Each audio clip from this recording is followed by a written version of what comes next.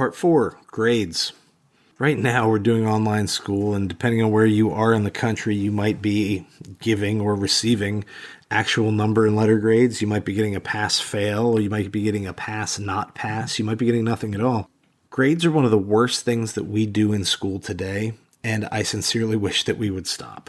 Okay? Right now, with the sudden shift to online school and many schools going to a pass-fail or a pass-no pass, credit-no credit kind of situation is not ideal just because students aren't prepared for it. Students don't know what to expect. And a lot of students understand that what they're doing now maybe doesn't impact their final grades or their college admissions the way it normally would. And they're sort of giving up. They say, well, hey, it doesn't affect my GPA. Why would I bother? And that is the best indication of why grades are stupid. Oh, I don't get a grade, then I don't want to do it. If the only reason you are doing things in school is because you get a grade, then you probably shouldn't have been doing that in the first place. Learning is not about grades. Learning is about improving yourself as a person. Grades make motivations extrinsic, not intrinsic. I should learn because I want to learn, because I want to know, because I'm curious, because it makes my life better, or because I don't know if it'll make my life better, but I think maybe I should know more stuff. Grading is a total distraction from the education process. It also creates a lot of grade grubbing behavior where you see people asking questions or doing certain things just to sneak a couple extra points. You wouldn't believe the kinds of questions I get from students who are trying to pretend like they're not grade grubbing. I know all they want me to do is boost their last assignment by 2 points. And I understand their concern. I don't blame them for it. They're playing the game. And that's a term that a lot of students use these days. I'm playing the game. And the kids who get good grades, they know they're playing the game. The smartest kids who actually get good grades too, they understand how to play the game, and they understand that sometimes you can just not learn anything at all, still get the points you need, still get the numbers, and move on. And sometimes they start to pick and choose. Right now, since we're doing a credit, pass, no pass situation in my school division, some of the smartest kids I have in my AP classes are doing nothing. And to be honest, they're the ones who probably can afford to do nothing because they've already learned how to do the things that are going to be on the AP exam. But they also know that there's no grade and that certain other classes either take priority or that they don't care about any of it because they're the smartest kids in the room and they already know most of this stuff. So they're teaching themselves other things. Some of the smartest kids I've had this year actually have sent me emails asking for additional reading, not as an assignment, not for points, not for extra credit. They just say, hey, I'm home. I've got all this time. I want to learn about blank. I've given recommendations on finance books, on biology books, on anthropology books, on some classic literature. I've got kids reading all kinds of stuff, and half of the kids who have asked for those recommendations haven't turned in a single assignment. You know why? It's not graded. You know what? That's probably a problem. Not that they're not doing the work. The problem is that we have created a system where the grades are more important than the learning itself.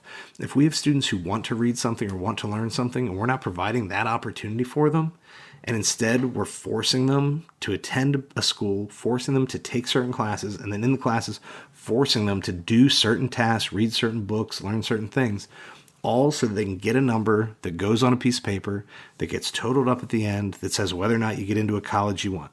And think about it. A lot of these kids are going to go to college and they're going to do the same thing. They're not going to take full advantage of the university setting and all the things they could be learning. They're going to get to the university setting, and what are they going to do? They're going to continue to grub for their grades. So what do we do? How do we make learning about self-improvement not about playing the game or getting a certain score? My suggestion is that we go to pass-fail grading all the time. I actually would suggest what I call APN. You have an advanced grade, a passing grade, and a not passing or a needs improvement. That's your N. If a student would get what we now think of as an F, maybe even a low D, let's call that an N. It needs improvement. It's not acceptable. Okay, you need to keep working on this. P, passing. You're doing okay. This is serviceable. You're sort of doing it well enough, and let's be honest, most of us don't remember or use most of the things we learned in school anyway. Passing, maybe that's your high D through, B. It's maybe your C minus through high B. And then your A would just be your advanced learners. And that would be maybe students who are actually getting what we would call an A in class. Now, I don't mean a grade inflated A. I don't mean in a school where the most common grade given is an A minus or a B plus. I'm saying that literally only the top 5% of students in a class, maybe the top 10 at most, should be students who are getting an A. That's advanced. You have to be doing it better than anyone else around you. You have to be doing it at or near the college level. Again, speaking from a high school perspective. Some people say, "What? How would you do that? How do we differentiate or distinguish between who deserves and who doesn't deserve? That's not the job of school, dummy. Some people say, well, but school's a meritocracy and, and you need to earn it. There's no such thing as a real meritocracy. It just doesn't exist. Any argument that you can make right now with the great stay-at-home and school closures and online education, any argument you can make against giving grades right now, you can use during regular school. Some kids don't have access to this stuff. Well, some kids don't have access normally. Well, some kids have a bad home situation. It's hard to get this work done. Well, those same kids have a bad home situation otherwise. Well, some of these kids are under a lot of stress and there's a lot of pressure. Yeah, same thing normally. Oh, well, this kid doesn't read that well, and so having them do it at home and have to read it on their own isn't fair. Same thing normally. There is not a single grading argument you can make right now because students are at home or working online that doesn't also work during the regular school year. If you think grades are bad or questionable now, you should think that grades are bad or questionable all the time. Our modern grading system, the A through F scale, is only somewhere between 120 and 140 years old. The A through F scale is first used somewhere in the second half of the 1800s, probably at American universities, though there's a few places in Europe that use something similar as well. And some of the first writings you find about it, we honestly can't even tell if they're satire or they're serious. Isaac Newton, one of the smartest people in the history of the world, didn't even have a GPA. He graduates from college, in his early teens and then spends the rest of his life there, right? He never leaves. He goes to college and just stays there. He didn't get any grades. Everything was pass or fail. They pick valedictorians and salutatorians by a vote of the faculty. Who is the best student graduating this year? That's it. And how do you determine who passes and who fails? You trust the professor. These are professionals. You hire people who are professionals, who you trust, who you respect. And if they say this person knows it well enough to move on, then they know it well enough to move on. And if that person says no, they don't, then they don't. Now, I'm not opposed to having a review board or a panel or something. That's fine.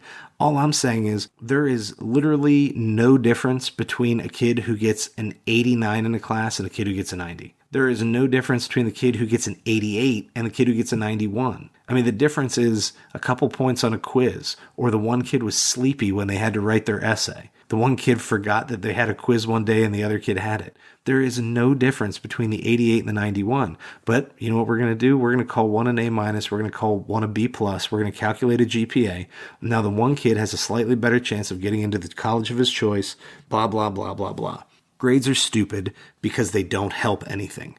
Yes, they do help with motivation, but they don't help with the right kind of motivation. They don't help people learn because they want to learn. They help people learn, They help people do the work because they see that there's a way to get something back immediately. Grading is about short-term sort of feedback, short-term benefits. Can any of you who are listening, can any of you remember the grade you got in your 8th grade English class? If you're a kid who got an A in every class or you got a D in every class, you remember, but it's just because you're guessing. How many people remember the grades they got in all their classes? Yeah, no one. Probably most of us can't even tell you our high school GPA.